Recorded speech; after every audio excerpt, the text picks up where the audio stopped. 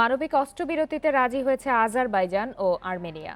স্থানীয় সময় শনিবার মধ্যরাত থেকে কার্যকর হয়েছে এ চুক্তি। দুই পক্ষকে এবারের চুক্তি মেনে চলার আহ্বান জানিয়েছে রাশিয়া। তবে এরই মধ্যে দুই দেশই একে অপরের বিরুদ্ধে অস্ত্রবিরতি চুক্তি ভঙ্গের অভিযোগ আনায় শান্তি প্রতিষ্ঠার বিষয়ে খুব একটা আশাবাদী নয় সাধারণ মানুষ।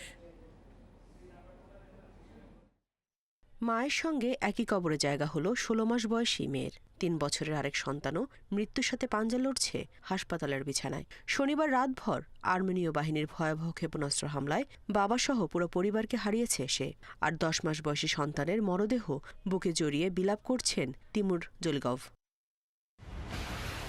বিরোধপূর্ণ অঞ্চল নাগর্ন ও কারাবাখের মালিকানা প্রশ্নে ২৭ সেপ্টেম্বর সংঘর্ষে জড়ায় আজারবাইজান ও আর্মেনিয়া। রাশিয়ার মধ্যস্থতায় গত সপ্তাহে সাময়িক অস্ত্রবিরতি হলেও পাল্টাপাল্টি হামলা অব্যাহত ছিল। শনিবারও আজারবাইজানের গাঞ্জা শহরে ক্ষেপণাস্ত্র হামলা হয়, বিধ্বস্ত হয় কমপক্ষে ২০টি ঘরবাড়ি, ঘটে প্রাণহানি। গাঞ্জায় হামলার অভিযোগ অস্বীকার করে আর্মেনিয়ার পাল্টা অভিযোগ, ঘনবসতিপূর্ণ এলাকায় হামলা চালাচ্ছে আজারবাইজান। ওই অভিযোগ পাল্টা অভিযোগের পরপরই নতুন মানবিক অস্ত্রবিরতি চুক্তিতে সই করে দুই পক্ষ।